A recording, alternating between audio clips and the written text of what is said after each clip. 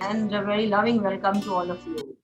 It's unimaginable for me to have all of you with so much of gratitude, so much of love, overpouring emotions. It's very, very overwhelming, very, very beautiful, very, very lovely. It's just lovely, too lovely. Thank you so much for being there in my life. I'm not there without you. I can't be without you. I feel incomplete without the reflections that I see of myself in each one of you. And hence, I am more in gratitude than you can ever imagine for all of you being in my life. Grace is unbounded. This is what is our topic for discussion today. What is grace? Grace is God's love. Grace is that very beautiful presence of His existence around us and in us. Grace is that the shower, that cool shower that we feel when we are aligned to Him. And grace is that which is functional 24/7 around of us. In fact, there isn't any moment when grace is not at work. There isn't any moment of the day, any moment of the month, any moment of the year, when grace is not functional. Grace is functional all the time. Without grace, without His presence, nothing can be enlivened, nothing can be enlightened, nothing can exist. Nothing can exist. Matta parataram nanyat kinchidasti dhananjaya. Mai sarvamidam protam sutre maniganaya. There's nothing in this universe other than me. That's what Krishna says to Arjuna. Also, in very beautiful moments in the Bhagavad Gita, very beautiful moments when Arjuna is able to see the presence of the Lord all around him. He says, Anadi madhya antam ananta viryam ananta bahum shashi surya netram paschami tvam divta hutasha vakram swatejasa vishwamidam tapantam. He says that without any beginning, middle or end, without any beginning, middle or end, with infinite power and infinite arms, with the sun and the moon as your eyes, with the sun and the moon as your eyes, with this fire blazing out from your mouth, I see that it is your radiance that emblazons, that enlivens everything in this universe. I see that it is your radiance that enlivens and emblazons everything in this universe, which means that without the power of the Lord, without the power and the presence of God, without the power and presence of, call it Paramatma, call it existence, call it God, call it Krishna, call it Ganesha, call it anything. This absolute fathomless power, I always say that Nirguno, Nishkriyo, Nityo, Nirvikalpa, Niranjana, Nirvikar, Nirakar, Nityamuktasmi, Nirmalaha. These are the attributes of consciousness. So you give any akar, you give any name, or you don't give any akar, you don't give any name. The presence of Paramatma is around us all the time, and grace is functional 24/7. It enlivens every event, it enlivens our life, it enlivens our body, it enlivens our senses, it enlivens every bit, every cell of this universe, and therefore we must acknowledge grace at all times. Unfortunately, the word grace has been associated with something overshowering and something rewarding. We have associated the word grace with something rewarding, which is all right, but the word rewarding also is misunderstood by many of us. We think that it has to be something which is full of happiness and joy and full of celebration at all the time. We are being rewarded every moment. We are being rewarded every moment. Grace is showering on us every moment. But we acknowledge this grace only when something wonderful or excellent is happening with us. And there is an occasion of celebration is when we acknowledge grace. We don't acknowledge grace in events which are ordinary or in events which are leading us to any kind of suffering or any kind of sickness or any kind of event which is tearful. We don't associate grace with these events. We associate grace only with happy occasions. So it's very, very important to understand what is grace. Very important to understand. Yes.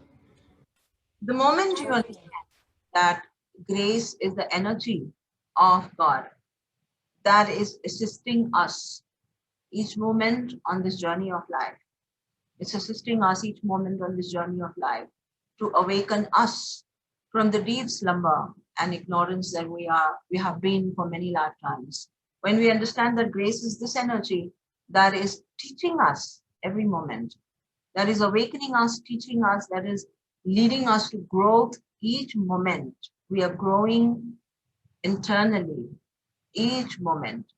Then we understand that whatever is happening with my life, whatever is happening in my life is graceful. It's graceful. It's graceful because each and every event is associated with my growth. Each and every event, each and every day, each and every breath of ours is associated with our growth. And so all the ups and downs that we go through in our life are all associated with our growth, and hence everything is perfectly graceful. It's difficult to digest. It's difficult to understand this. It's difficult to accept that how can grace, how can I see grace functioning in uneventful things, in sicknesses, in tragedies, in catastrophes, in disasters, devastation? How can I see grace working when everything is crashing down in life, in someone's life? How can I see grace working there? What needs to be understood is the continuity of life to begin with. There is continuity of life. Life is not just the span that we consider born and dead. So and so born on so and so date, so and so born, dead on so and so date, and then another life. We see, when we see life as a continuity, then grace is very easily understood. When we see life within the boundaries and parameters of so and so born to so and so parents in so and so place and died so and so date, then it's difficult to understand grace. When you see the eternity of the soul, when you see the eternity of the soul, that the soul never is never born and never dies, and soul just continues its journey life after life, life after life, life after life. There is a graceful story unfolding, within these lifetimes. There's a graceful story unfolding, a story of being born in utter ignorance, and a story that slowly, slowly unfolds and takes you into becoming wise, becoming more and more beautiful, becoming more and more transparent, becoming more and more all knowing, and becoming more and more enlightened. As you evolve life after life, life after life, life after life, you become more and more aware of the grace working. In the life of all saints sincere, this day, today morning, I was speaking to one of the seekers who was here, and she's left this afternoon for her journey back home. I was speaking to her that in the life of very big saints and seers, you name any saint and seer, anybody who's been an enlightened man and has enlightened a million people, given solace, healing, love to million people. Take any name and you read their life story, Jeevani. In Hindi, we say Jeevani. You read the Jeevani of their life story, and you'll see that their story is not exclusive of any. Their story is not minus any kind of a pain. In fact, there are terrible and powerful challenges in everybody's life. I was quoting to her Santa Jnaneshwar. I was telling to her about Santa Jnaneshwar, a very big saint in Maharashtra who's written the Bhagavad Gita in very ordinary, understandable, the entire wisdom as Jnaneshwari. And Sant Jnaneshwar died at a very young age, just like Adipuru Shankaracharya. They left at a very young age. The body was gone when they went into Samadhi. And in that small, short life of a few decades, 3 decades or 4 decades, in that short life, he had composed so many scriptures, beautiful writings for us to study and to know the truth. And in that small life, there was sharing of enlightenment and everything. powers, siddhis and powers naturally are there with the saints. So this man, Santa Jnaneshwar, when he was small, they were outcasted and they were thrown out of the society, the entire family, because of something that his father, they haven't taken to sannyas. He came back into grahasthi and they were outcasted. A very socially bad period, I would call, in our country, when there was so much of caste system and discrimination between human beings. Very sad period in our history. However, they were outcasted, and these four children, Sant Jnaneshwar and his three other brother and sisters, they were small children wandering into the forest and going, asking, begging for food and everything.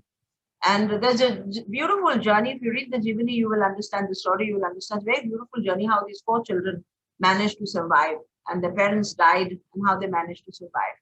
And in one of the incidences, when they had to travel for miles together to meet another yogi who was coming in another town, which was so many miles away, what Jnaneshwar Maharaj did was he made the sisters and brothers sit on a wall. He sat on the wall and he made the wall fly into the air like a aircraft, and they landed into the place where the yogi was, and they had a meeting and they had a talk and whatever.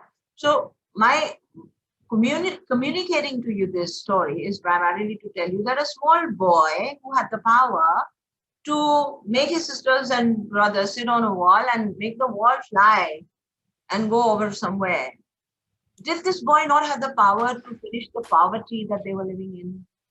Did this boy not have the power to finish suffering?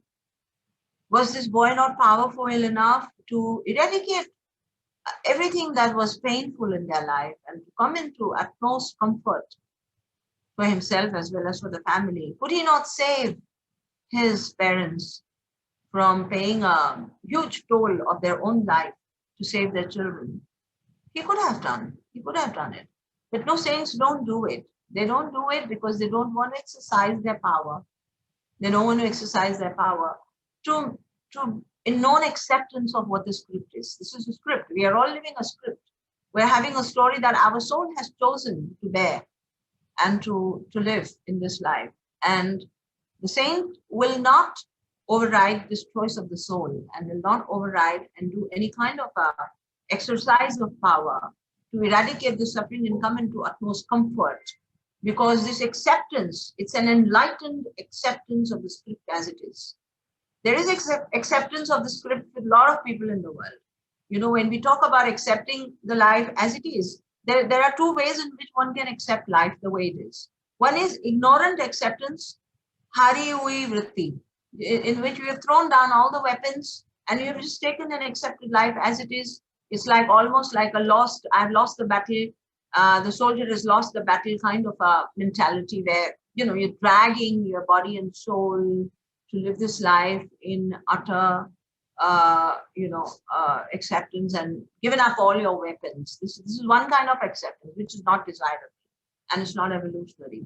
And there's another kind of acceptance where one comes into 100% acceptance after being enlightened and after knowing the truth and after self-inquiry and after inquiring into all the domains of life and into understanding everything about God and his creation and after understanding everything about why there is suffering and from where does suffering come from and where do events unfold from and what is the enlivening process. When you understand everything, when you're enlightened, and then when you come into acceptance, this is enlightened acceptance.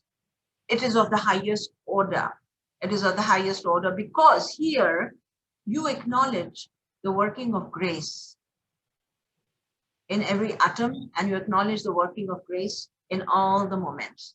You understand that all the events that are happening to me or around me are graceful. There is something very, very compassionate. There is something very, very, intimate and something very personal for me. What is happening is for me. What I'm going through is for me. What will happen is good for me. You understand that. You understand that grace is working for you all the time. And in this enlightened acceptance, life unfolds its great mysteries to us. It unfolds great mysteries to us. You start noticing how graceful, how powerfully, how gracefully उनमें से यही बनी है unfolding here in आपके nature. ऊपर ये बच्चे Please go mute. People can't hear if you're not mute. Please go mute. You understand how gracefully everything is working effortlessly, automatically around you. In this enlightened acceptance, when you have inquired, that means fundamentally, A, you have to remove your ignorance and come into inquiry. B, when you come into inquiry, you study, you understand, you attend, and you know everything about God and the universe, about all the events and about all the science of the soul's progression. Understand everything. And once you come into understanding, you start noticing how grace is working all around you all the time, how the seasons are changing, how the flowers are blooming, how the water is flowing, how rains are happening, how the clouds are descending, how the sun is shining, how the climate is changing from scorching hot heat, blazing sun, to that beautiful winters when the sun is so welcome. How we are floating through the timeline and going through these seasons outside of us, going through the seasons inside of us. When there is darkness, when there is night, we sleep.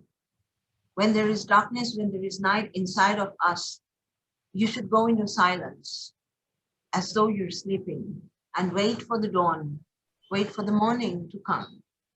When you see grace working, there is an enlightened acceptance and absolutely no resistance kind of a flow in life. And this is the best way of living. Yes, we do go through trouble when our own near and dear are troubled. We do go through trouble. But when we understand grace, we understand that something good is there at the horizon. Something good is happening. The hope and the certitude with which we understand God and grace should be unflinching, unwavering, and should never, never die. We learn to live life in that manner. Grace starts unfolding events in your life, in your understanding, knowing. Somebody is not mute, please go mute. Go mute, everybody. You're not mute.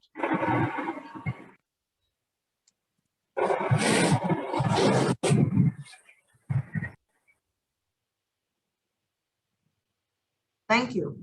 When you understand this, you start noticing grace starts unfolding life events in front of you. You understand the mysteries of nature. You understand the mystery of life. You understand why suffering comes and how suffering is overcome and how suffering takes you further into the soul's progression. Maybe in this lifetime, maybe not in this lifetime. But ultimately, the soul is progressing, the soul is progressing, the soul is progressing. This has to be known with certitude in your mind. So for common people, for normal people, we often we often pray for grace to shower upon us, and we want graceful things happening in our family, on our children, on in our finances, in our career. We want grace to shine upon. Now, grace is shining upon, but we don't understand that grace is shining upon. There are hiccups. There are hiccups. We go through obstacles. We go through blocks. We go through big hurdles. And we are in doubt that, hello, God is not looking at me and grace is not showering on me. Then you pray. Then you do your japa. You do your sakam sadhana. And then you go to temples and you take vows and you take all kinds of sankalps to invite grace, little realizing that grace is showering. When you come into certitude, there is the quantum of suffering which is there is reduced to just about 10% of what you were suffering. When you come in aligned acceptance and when you come in graceful acceptance of events as they are, in enlightened, aligned acceptance, suffering comes down to just 10%. And with patience and with जिसको हम ठहराव बोलते हैं हिंदी में, a kind of a restful staying power, knowing that there is transition happening all the time. Things don't remain the same all the time. Things have to change by the law of nature. The night has to go and the dawn has to come. Knowing for sure that seasons have to change, there cannot be stagnancy ever. It's moving all the time. When you have this certitude about the natural law, and you have this patient staying power, you see that events unfold very easily. Often, the resistance and the obstinate behavior of no faith within makes the events last longer, and the trouble and the suffering that you go through is longer, it is stretched. For you to come into 100% acceptance of situations as they are. Yes, when there is sickness and when your near dear ones are suffering because of some kind of illness, it is very, very difficult to have a strong staying power. I spoke to someone, one of my girls' aunt was on the deathbed. She had cancer.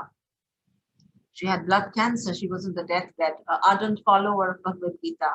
She was chanting her Bhagavad Gita shlokas till the last breath. It was such an amazing feeling that I had in my heart when she transitioned from this life into the next life. It is amazing that staying power of the soul was in perfect alignment with the being. Rather, the being was in perfect alignment with the soul's transition. And her narration of the shlokas went on till her last breath. There was a smile on her face when she died. So it happens with all the saints. So it happens with everyone. We know of saints who have had cancer, big saints, big names. They had cancer and they died of cancer, but there was no indication of any cancer on them. They suffered maybe inside with the organs and with the pain, but there was no suffering on the face. There was no suffering in their countenance or in their behavior or in their verbal expressions. So any kind of a suffering is reduced to a bare minimum when you have a staying power. And this staying power comes when you have the certitude in your mind. This grace is working all the time. It is unbounded. It is working all the time in this difficult situation what I am going through right now. Whether it's a difficulty of a sickness, of an illness, or a difficulty of a transiting relationship, or a difficulty of something which is not in alignment with what you call perfect, or a difficulty which is a financial disaster, or the crashing down of a business, or the devastation happening in a family, any kind of a devastation. If you have the staying power, with certitude in the mind that grace is working, I will wait for the dawn. I will wait and pray. And at such times, prayers are very powerful. Prayers are very powerful because they help you align with grace. So this knowledge that it is working all the time is very vital, very important. Never mistake grace for only happy occasions. Grace is working all the time in all situations, in every moment, in every breath, in every iota of this universe. And when you acknowledge, then you are in a staying power. You are in a witnessing power. You will understand how this unfolding is leading to something very, very graceful and beautiful. You will understand. Even migrating souls that are transiting from one life into another life, when they come in alignment, perfect alignment with death, they undergo transformation and they undergo tremendous amount of growth, graceful growth, and migrate and are reborn and reincarnated into something very graceful again, to begin the story of life again. Yeah. So my sweet little words for you, all of you in today's class, is that be aligned to this beautiful grace which is working on you all the time. Be all the time in gratitude. Gratitude for being able to breathe, for being able to eat, for being able to survive, and not having any kind of challenges, day-to-day challenges. Being in aligned with the Guru Tattva. The Guru's grace and God's grace is no different. This is also something very worthy and something very beautiful to understand. Guru's grace and God's grace, it's not different. Yeah, mute, please. Because you adore the Guru and the Guru Tattva, because you adore the Guru and the Guru Tattva, because you adore the Guru and the Guru Tattva, your entire being comes in alignment with the Tattva and consequently with God. Guru Tattva is God's own energy. The teaching energy of God is called the Guru Tattva. That teacher in God that wants us to grow and mold us into evolved, enlightened beings of acceptance and love. That Guru Tattva is God's love. It's not different. Because you adore, you come in alignment with the Tattva and you come in perfect alignment with God. You can say that the Guru Tattva is a filter through which God channels very easily, very easily. A human being in the form of a teacher or a guru is not capable of doing anything for you. God is capable of doing, the Tattva is capable of doing. So an instrument of His grace, His love, His teachings is what we call the Guru Tattva, is what we call the Guru. And when you adore, you align. And when you align, you receive. And when you receive, you realize. And when you realize, you're enlightened. And when you're enlightened, you grow. It's a beautiful sequence, very beautiful sequence. That's why your fundamental exercise every day should be to align yourself to the Guru Tattva and to the element of God, to the presence of God each day, with sincere prayers, with sincere dedicated efforts to fulfill all that you have taken in your sankalpa. All of you are connected with me some way or the other. Most of you are there in the Mahaganpati group where we are initiated to the Guru Mantra, to the Mahaganpati Mantra, and all of you are in sadhana. Take this sadhana seriously. Out of the 24 hours that you have, if you're sleeping and resting for 10 hours, you have 14 hours. If you're working for another 10 hours, working and attending to your fundamental responsibilities for another 10 hours, you still have 4 hours to dedicate to sadhana. Out of these 4 hours, if you're working, if you're doing your sadhana for 1 hour, understand there is scope for you to increase it to 2 hours. Understand you can take it to 3 hours and 4 hours. That should be the target for life. Out of 24 hours, 14 hours of 10 hours of work, 14 hours remaining. Out of the 14 hours remaining, 10 hours of dat ke kaam karna. Work hard, not hardly work. Work hard, and 4 hours keep yourself for sadhana. Believe you me, grace will embrace you to show itself, and embrace you to show itself. I observe grace all the time around me. In the small little things that surround me, I observe grace. I see grace, and I see how relentlessly God is working towards making our lives comfortable. How relentlessly this energy and this graceful energy is working to make our lives happen, to unfold our energies and manifest all the things that we want, to bring out our energies and to make everything happen in our lives. If you sit in this acknowledgement, definitely you will not only invite more and more grace in your life, but you will understand what is grace, and you will see and observe and experience grace working in your life 24/7, 24/7. And this alignment then somehow will make you experience happiness in all the events of your life. There will be no fear, there will be no doubt, there will be no, so to say, I'm unsure about the presence of God. I'm not too sure if God is there. I'm not too sure if there is anything called grace.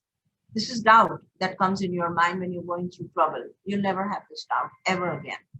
So coming back to these 4 hours, out of these 4 hours, maybe because you're working hard and you're having a lot of tight schedule in your offices, business, whatever, 1 hour is something that is reasonably adhered to. 1 hour is something that you can very easily give for your sadhana. 2 hours, if you understand the importance of sadhana. If you have started understanding the importance of sadhana, and if you have started observing that this 1 hour is leading me to more awareness and is leading me to greater energy and it's leading me to more fulfillment within, make that 1 hour into 2 hours. And when you start observing small little miracles in your life, when you start observing that your countenance has changed, your behavior has changed, your reactions to situations have changed, and people have started asking you, what do you do to carry this countenance? Then take this 2 hours to 3 hours. And when you see that there are moments of joy and tears in your life, out of sheer happiness and the sheer knowing of God in your life, presence of God in your life, when you have these moments when you realize that there is this fathomless power, I feel connected to. And when you experience the energy and grace of God, take this 3 hours to 4 hours. It makes your life very, very worthy. It makes your life very, very fulfilled. Your soul dances in sheer joy. Your soul will dance in sheer joy. So when I say sadhana, what is the sadhana? I've spoken limitlessly about it in all my sessions. But here we have some new people again on board. So your sadhana should primarily have two fundamental things.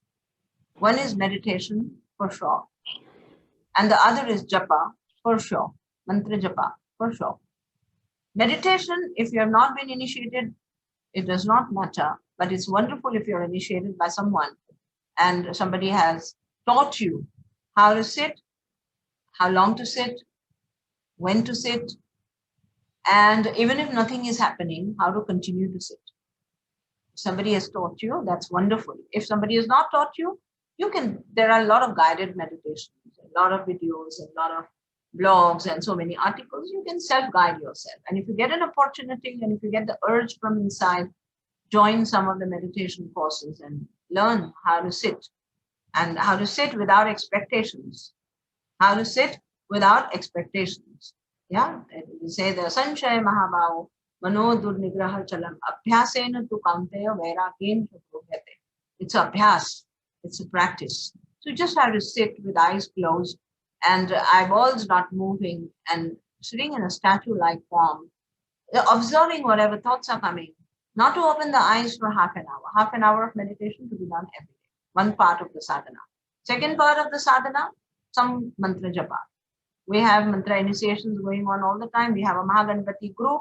You can get in touch with Priyanka or with Omrita, message her to add you to the Mahaganpati group. If you need a mantra and an initiation, you can get added to the group and you can start a mantra japa of the Mahaganpati sadhana, which I initiate people into. Okay? Or if you have a mantra, continue with the mantra relentlessly and steadily increasing the counts to taking it higher and higher. Somebody said the other day, one of my very dear sweet ones said the other day, I don't find it interesting to do 10 or 11 malas. I'm not finding it interesting to do 10. We are going to speak about this topic tomorrow in the Mahaganpati meeting. All of you don't miss it. So to make a mention of it here, there is nothing interesting and not interesting in mantra japa. Mantra japa is like a parade practice, like a practice of a parade. You know, when the army men, when the army soldiers are getting trained for the parade, are you enjoying the parade? Is it beautiful? There is nothing like it. A parade is a parade is a parade. You're supposed to come into perfection in that marching.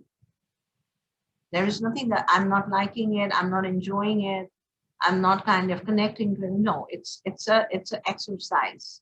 It's a training of the mind. So when you talk about mantra japa, it should be just done. Slowly, steadily increasing the japa count, taking it to a pivotal point, taking it to a zenith point of around 11 malas every day and doing it relentlessly for the rest of your life. That's it. That cleanses your mind and it brings your mind in alignment with God. It brings your mind in alignment with understanding grace. Meditation and japa together can be called a sadhana, And there are other things there. All of you read stotras and you love to read this and that and Sai Charita and Bhagavad Gita shlokas and stotras and Mahishasura and Hanuman Chalisa. Do all of that. Do all of that whenever you get time. Whatever days you fix days for that. I'm doing Hanuman Chalisa on a Tuesday or a Saturday. I'm doing Mahishasura or Shri Suktam or Khargamala or whatever on a Friday. Fix up days in a week, once in a week, every day you're having a different stotra. That's a wonderful thing to do. But the sadhana, what you call, should be meditation, japa, study of Upanishad. I always recommend, and all of you in the Maghanpati group, I initiated to the Upanishad. You're reading the Upanishad every day, at least once. That penetrates into the cells of your brain. If you say Aham Brahmasmi, it does not finish the chapter, it does not finish your enlightenment story. Aham Brahmasmi has to come into realization. In every cell, Brahma has to be realized. So how does this realization come? The realization comes with repetition of the narration of the Upanishad. So Upanishad needs to be read every day. Mantra japa has to be consistently, relentlessly, tirelessly done, dispassionately done every day. Meditation has to be dispassionately followed as a discipline every day. This should take about an hour or 2 hours, distribute 2 hours in the day, 1 hour in the morning, 1 hour in the evening, and do it. This will bring you in perfect alignment with grace and will not take you over the speed breakers of life where you are feeling devastated. Events will happen. Events will happen. Events will happen. Events will go. Events will get over. The story will unfold. Sad, happy moments will happen. Everything will happen. You will remain a witnessing consciousness that allows life to unfold and not take the burden and strain, carrying it on your shoulder like a crusade, carrying the cross on your shoulders, taking the burden of life as if I have to live life. Life is living on its own and it's unfolding on its own.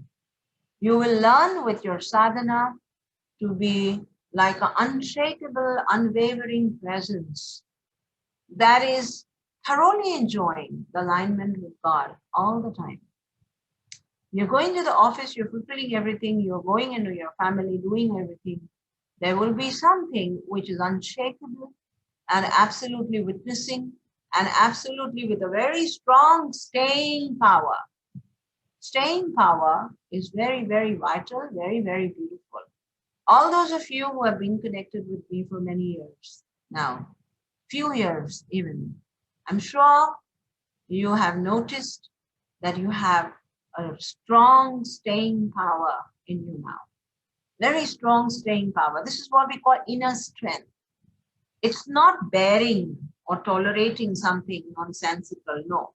The staying power is understanding life and what's happening in every event in your life. Very strong staying power. This is the strength of your life, and this is what will make you understand how grace is unbounded and how grace is working 24/7 in your life. To have made you so beautiful, to have made you so evolved, and to have made you so wise that you are able to sit in a gathering like this to understand and talk and listen to about God and his powerful energy. Acknowledging your own evolved status in itself will show you how grace is functional in your life. Why aren't you like the Mad Hatter your neighbor is? He doesn't understand anything about spiritual values or spiritual learning. Thank God I'm not like him. Yeah. So your very evolved nature is a testimony of grace working in your life.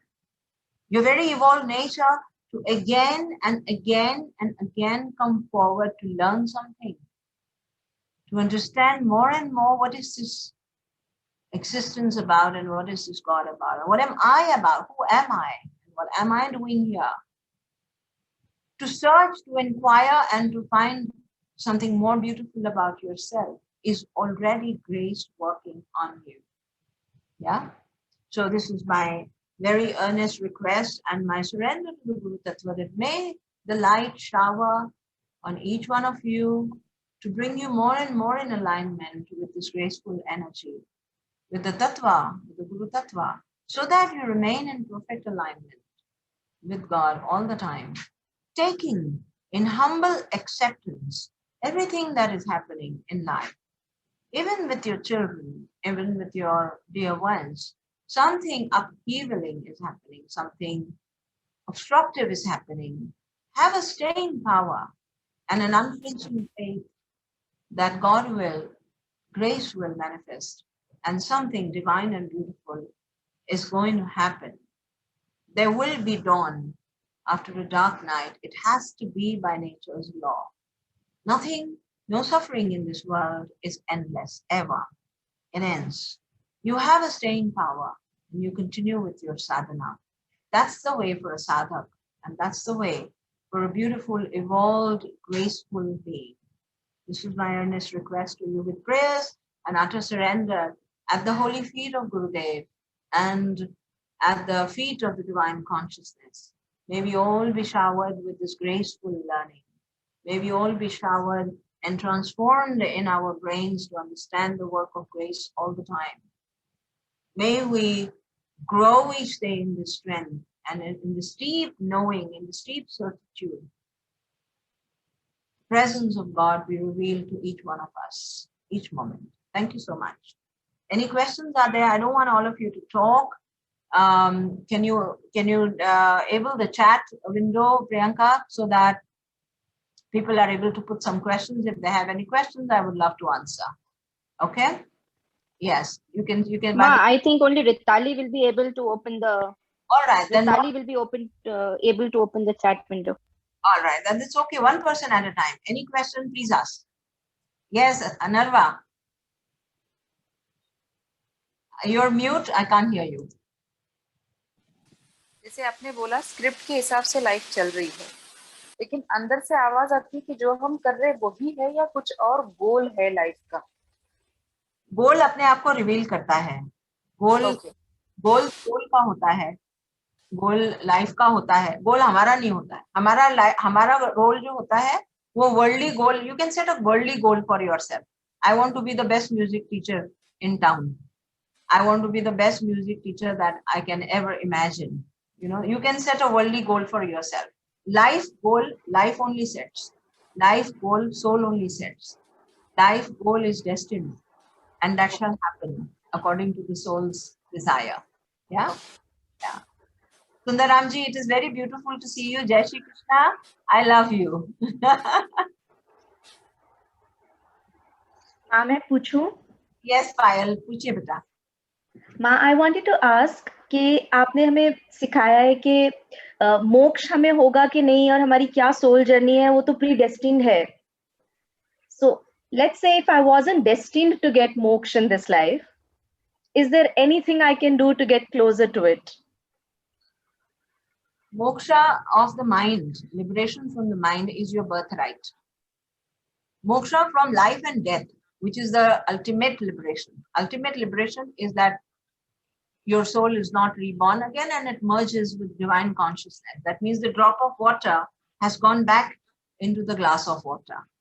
Yeah, that is something that we need not desire, because that is something you can we have any kind of a testimony anywhere where somebody was a drop of water and has gone back into the glass of water? Do we have a testimony? There isn't anybody, because the drop is no longer there to give a testimony. So that is a kind of liberation. One should not desire that at all. One should desire liberation from the mind. One should desire liberation from ignorance. You should desire liberation from your causal body and the script which is harsh, or script which is impacting. Rather, I will not say harsh. We need not make choices between harsh and beautiful script, but impacting, it should not. I want to be liberated from this impact that the life events is having on me. I want to have a speed breaker less life. I want to have a speed breaker less life, which means that the road should become so smooth that my tires, of my car are just surfing over all that is coming across.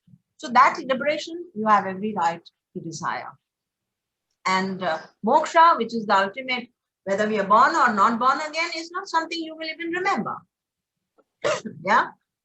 So why should you desire something that does not mean anything to you as Payal? As Payal, it means nothing. Correct? As long as you're Payal, desire all the liberations that make a difference to Payal. Correct? Thank you, Ma. I'll just take 10 more seconds to say life has changed ever since we got in touch with you. I'm so glad. So bow down to you, and a big thank you to Ritali. Happy Guru Purnima to you, Ma. Happy Guru Purnima. God bless you. Yes. Ma, happy Guru Purnima. My life is also changed very much. I think you remember me. Of course, Primaji, I can't forget you. I was missing you from morning. Yes. Thank you so Now, much. Guru Purnima, we will be able to see you or not. Thank you. Any other question? Anybody? Namaste, Ma. Yes, yes, yeah. Kiran? Okay. Yes, Ma. Thank you very much for coming into my life. And I have really no words of gratitude. Gratitude words is also very, very small in front of what I am feeling right now. So thank you so, so much, Ma. So I just wanted to ask you a question. You said that we need to be in our power, come what may, come what the life gives you, any kind of a situation.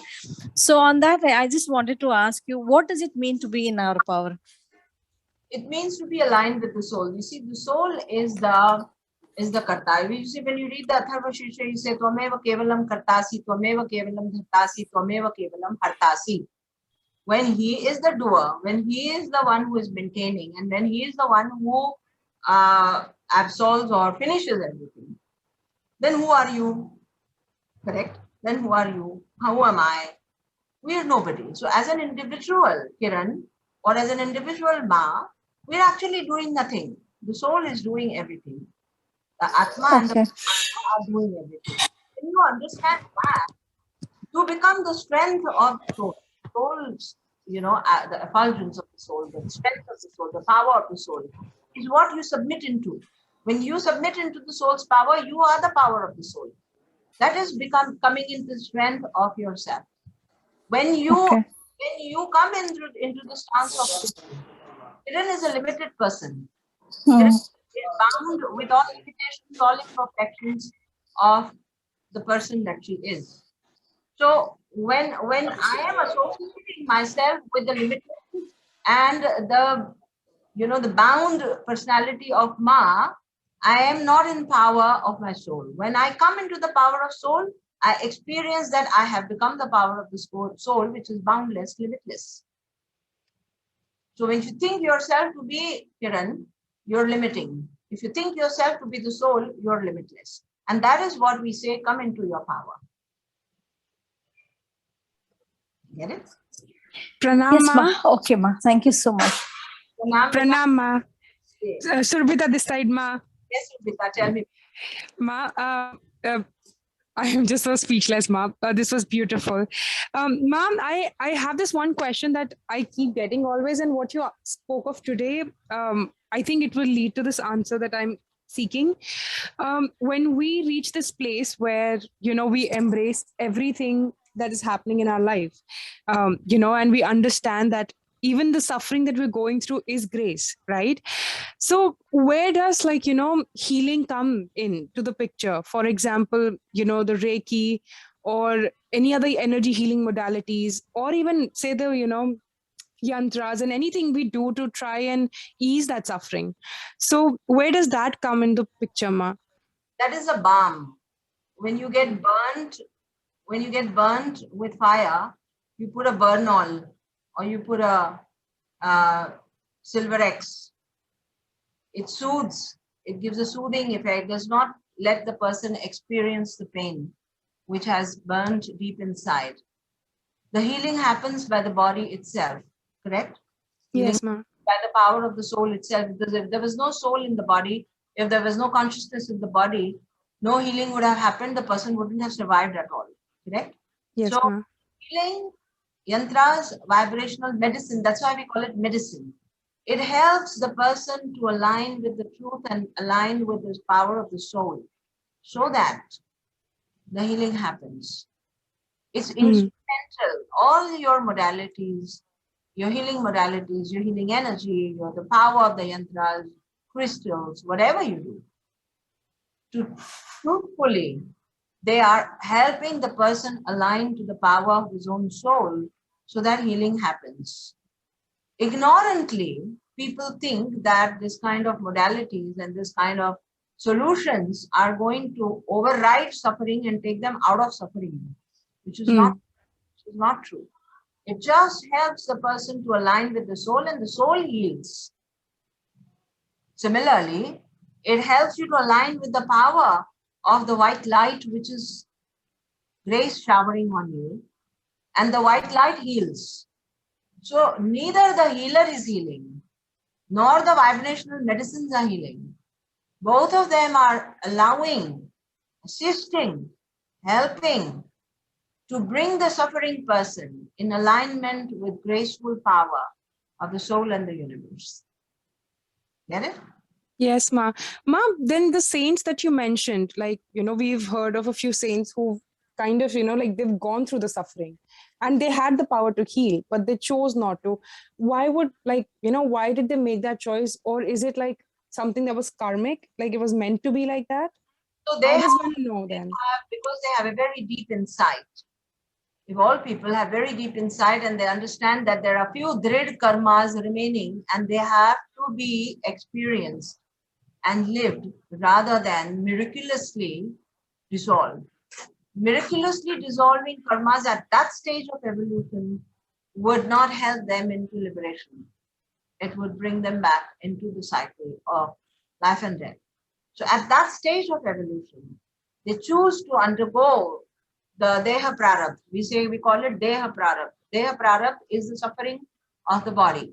The destiny associated with the body does not leave even enlightened saints.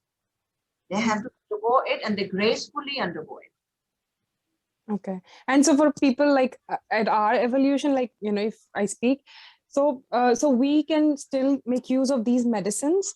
You can use medicines, and by choice, sometimes we undergo suffering as well. I can say that with my experience, that there are many things that I don't want to do. Yeah, exactly. That's the thing, Ma. That's where I'm at, like sometimes I feel like I want to go through this. Yes. And at times I'm just like, okay, I want to take support. But then that's what I was confused about. Like, should you use or should you not, So you allow your inner voice to tell you when to need and not to need. Beautiful, Ma. Yes, this makes a lot of sense. Thank you, Ma. Lots and lots of love, Ma. Sundaramji, boliye, Sundaramji, Jai Shri Krishna, boliye. You're mute, I can't hear you. No, on कर दिया मैं. Yes. Ma. Hello. I can hear you, Sundaramji. Thank you for being in our lives, Ma. I'm back into my japa and meditation slowly, getting back to do daily routine the best possible way. All your blessings and support. I'm very thankful for you being there in our lives also. You know how much we love you. All of us in Hyderabad, we just adore you. And God bless you. Keep healthy, keep safe. And my presence is there in your life and in Kusum's life all the time. Both of you, I adore both of you. Yes. We are blessed. We are blessed. Koti koti. Ma, thank you. Anybody else? Any question? Come on. Ma, I have a question. Yes, Satish ji, boliye. Thank you for the lovely class, Ma. I need to ask you a question. How does one experience grace from Mother Nature or Bhudevi? How can one visualize that grace? When you close your eyes and you sit on bare ground, and you allow life to speak to you. This is a regular practice. It's not something that can happen one day. For people who are in regular sadhana, this can happen very, very casually and very easily. But if you're not in sadhana, but you understand the need to experience the grace in nature, your very question shows that you're ready. Yes, ma'am. You wouldn't ask a question otherwise, okay?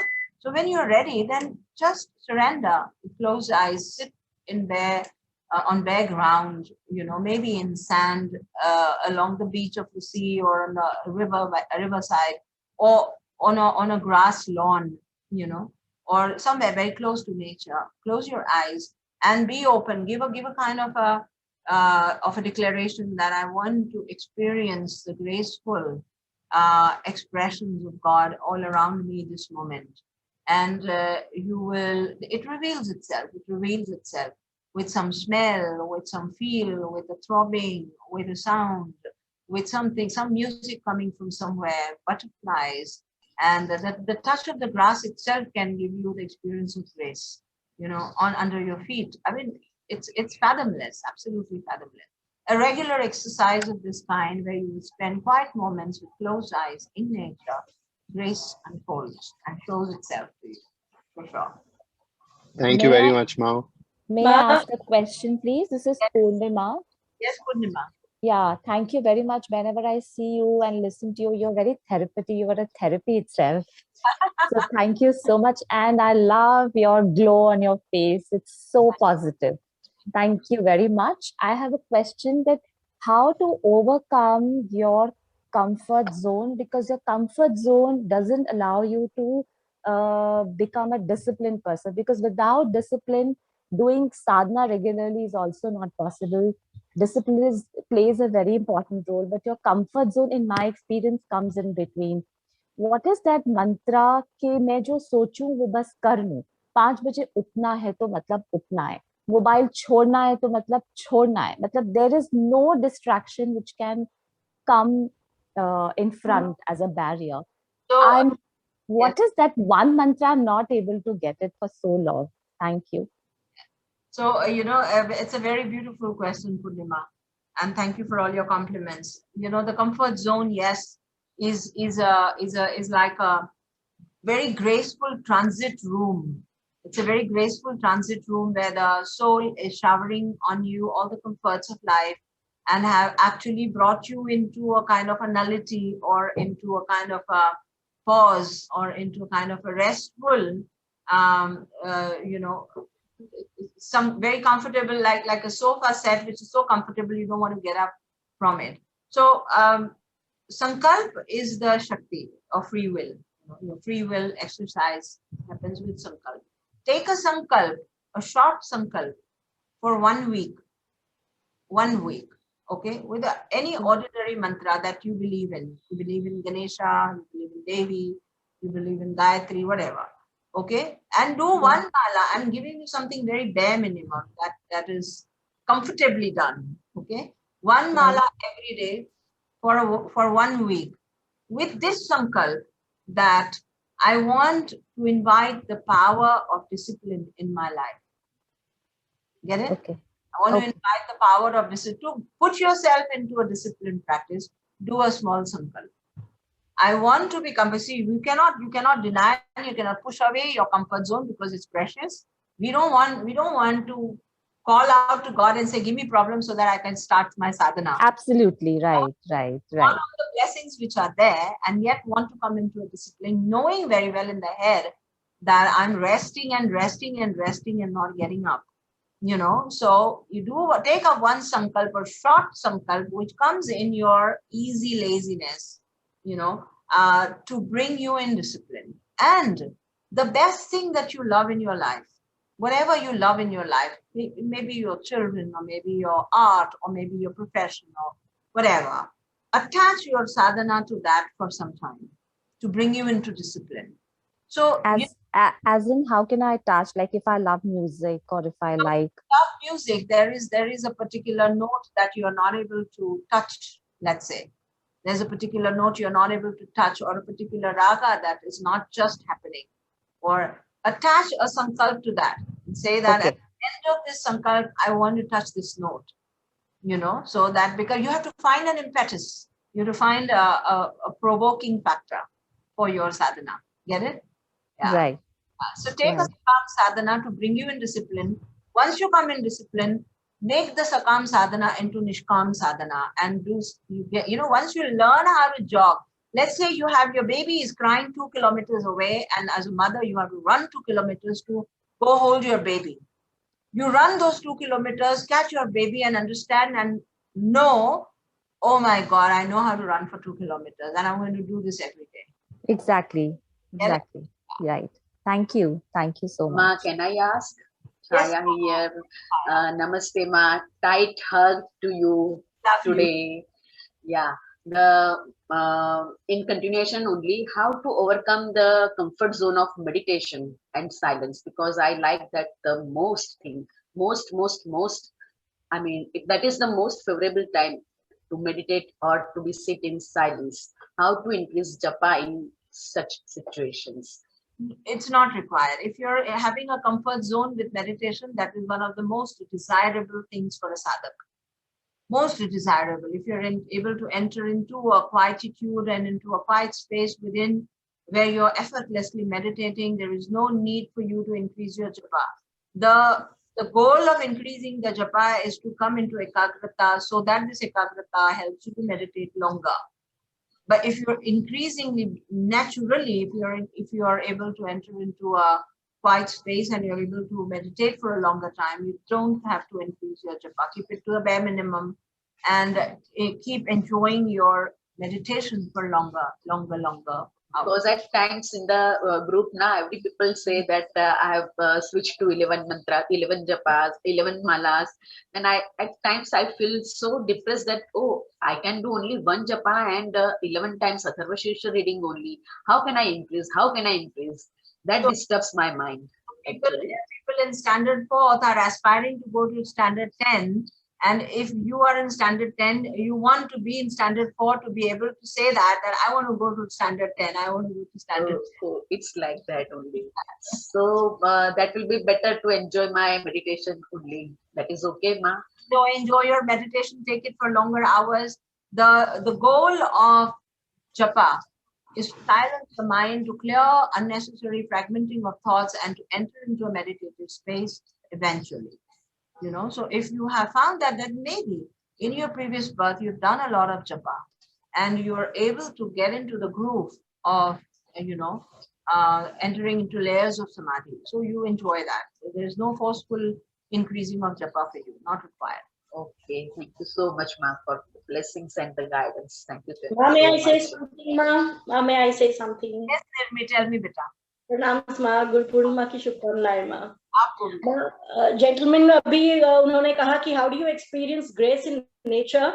Here is something I wanted to share. That 2 years back I had been to Goa, and while on the sands of the beach, I told myself and I declared it to myself कि ये जो आगे पानी है, this is grace. This is grace, okay? And then I just stood there for nearly 2 hours by the sides of the water, and I felt grace around my ankles, around my legs, and I sat down on the sands, always believing that this was grace. And that was a beautiful experience of the waters, ma. Yes, I can imagine. And that's the way. You have to open yourself to communicating, animating, communicating, and, as if talking to butterflies and flowers and talking to the waters and experiencing this. This is the way you would open yourself. Something, Suman? I just want to say firstly, pranams ma, and wishing you a very, very happy Guru Purnima. I just want to say thank you for such a lovely session. And I think all of us are really, really blessed to be basking in the warmth of your attention all the time, ma. And like I always say, life is so much more beautiful and magical because of you. And you are magical in every way, ma. Thank you and love you lots. Capsulize everything again before we leave, so that you take this vitamin capsule with water after the lecture, that grace is working on you all the time, 24/7. God is looking on you all the time, 24/7. All that you are going through in life is graceful. It needs to be understood. And you have to wait to see how grace is working. Even when somebody transcends and goes and passes away into another life, even then grace is working. And the soul takes another birth into another lifetime and comes into the celebration of life again. It may be sorrowful for you, but it is not sorrowful to the soul which has left. Even in dire circumstances, troubles that come with finances, troubles that come with relationships, troubles that come with settling down in life, getting married or getting into a job, things that don't happen and that apparently appears endless kind of a weight. It is never, never so. Grace is working even there, and grace shall bring you into the dawn very soon. Have this hope absolutely burning bright in your heart all the time, Never let your faith go down. Never forget God, and never forget that grace is your best friend and is with you all the time. With this, we will end today's session. I love you all a lot. I really appreciate your presence here. Thank you so much. Thank you so much. Thank you, Ma. Thank you, Ma. Thank you, Ma. Bye.